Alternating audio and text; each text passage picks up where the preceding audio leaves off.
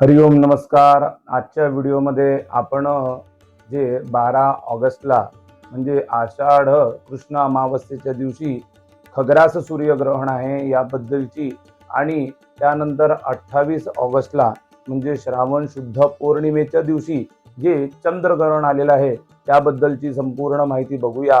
या ग्रहणाचे वेध नियम कोणी पाळायची जरूरत आहे की नाही, तर काहीही नियम पाळायची जरूरत नाही। 12 ऑगस्टला जे खग्रास सूर्य ग्रहण आहे ते भारतात दिसणार नाही। ग्रहण भारतामध्ये दिसत नाही, त्यामुळे त्याचे कुठलेही वेध नियम कोणीही पाळायची जरूरत नाही। गर्भवती स्त्रियांनीही कुठलेही नियम पाळायची जरूरत नाही आहे, कारण की ते ग्रहण भारतात दिसतच नाही। त्यानंतर दुसरं ग्रहण म्हणजे 28 ऑगस्ट राखी पौर्णिमेच्या दिवशीही चंद्रग्रहण आलेलं आहे। हे पण खग्रास चंद्रग्रहण आहे आणि हे पण आपल्या भारतामध्ये दिसणार नाही आहे।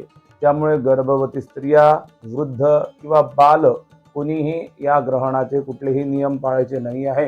याच दिवशी राखी पौर्णिमा आलेली आहे आणि राखी पौर्णिमा ही तुम्ही आनंदाने साजरी करू शकता। त्याच दिवशी वास्तुशांतीचाही मुहूर्त आहे।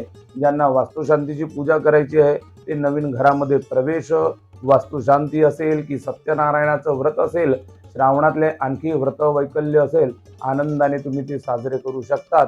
या ग्रहणाचा कुठलाही प्रभाव आपल्या भारतावरती, इथल्या लोकांवरती नाही।